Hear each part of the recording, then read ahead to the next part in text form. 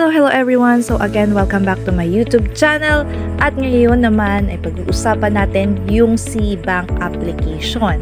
So kung gusto mo ng mga ganitong uri ng tutorial, ay don't forget to subscribe and hit the notification bell para ma-notify ka sa mga susunod pa nating video. At ayun na nga, simulan na natin. Bakit nga ba SeaBank? SeaBank is a mobile banking app that lets you manage your finances easily, anytime, and anywhere. Enjoy fast and easy banking with high interest rates, time-saving payment features, and free transfers to other accounts, banks, and e-wallets. Since ito nga ay mobile banking app, ay hindi mo na kailangang umalis pa ng bahay. Kakailanganin mo lamang ang mga ilang requirements. So una nga syempre is mag-download ka ng SeaBank application sa Play Store. And then, i-open mo yung iyong application at makikita mo ito. Continue with Shopee or sign up with mobile number. Continue with Apple if naka-Apple device ka. So, maalin po dyan ay pwede. Lahat po yan ay way. Continue with Shopee kasi sabi ko nga po, yan po ay connected kay Shopee SeaBank. Pero dito po sa tutorial natin, ang gagamitin po natin is sign up with mobile number. So, sa paglalagay naman po ng mobile number, much better if yan talaga yung ginagamit mo.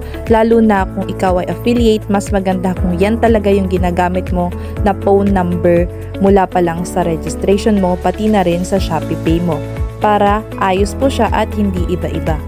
And then, click nyo nga lang yung terms of service. Note, basahin muna bago lagyan ng check. And then, click next. Kung saan lalabas dyan yung verify OTP kasi magsasend po ng OTP doon sa number na nilagay nyo. Then after that is gagawa na nga agad kayo ng password. So pagka-create nyo naman ng password ay magkakaroon kayo ng facial verification. Make sure na kayo mismo yung mag-facial verification dahil hindi na po yan mai-back once na napindot nyo na yung next. May edit nyo na lang po yan kapag lumabas na rejected po yung inyong application. So next, you will verify your ID. One valid ID lang po ang kailangan. So here are the list of valid IDs na tinatanggap ngayon kay SeaBank. Unang-una is we have recommended IDs which is may nakalagay na faster, ibig sabihin mas mabilis yung approval if ito po yung gagamitin nyo. We have plastic PIL ID card, paper e-PIL ID, UMID.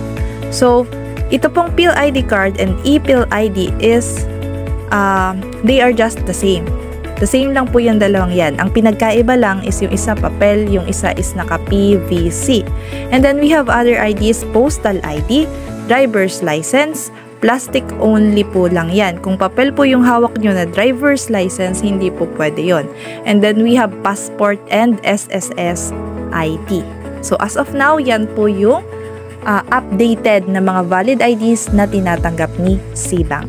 And then after that is review terms of service. So hindi ko na po dito nilagay yung nilalaman kasi that is privacy ng SeaBank. So basahin niyo na lang po yung mga nakalagay doon, and then kung may nakalagay doon na checkbox, if agree po kayo doon sa mga nakalagay doon, i-check niyo na lang po yung box doon and then click next.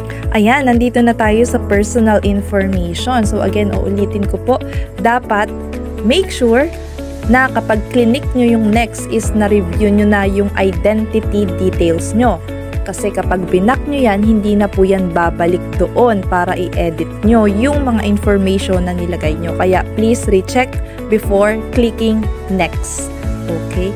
So kapag nakumpleto nyo na yung sa identity details, yung iba naman po dyan is automatic nang lalabas if hindi blurry yung nilagay nyong ID. Katulad sa ID number, automatic magkakalagay na, magkakalaman na po yan.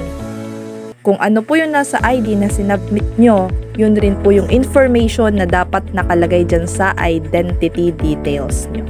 And then, kapag sure na po kayo, click next. At lalabas nga itong additional details which is more about your financial information. So, dito po nakalagay yung iyong occupation, pero kung student ka naman, kahit hindi mo na po yan, mga yan lagyan. Yung mga company industry, mga yan. Pero kung ikaw naman po ay nagtatrabaho at hindi ka na student, ay lalagyan mo po yan. Optional lang din po yung company name. So kahit hindi nyo na po yan ilagay, then kailangan lagyan nyo yung monthly income and yung source of fund ninyo. And then sa dulo nga po nun is may lalabas na are you a resident? Green card.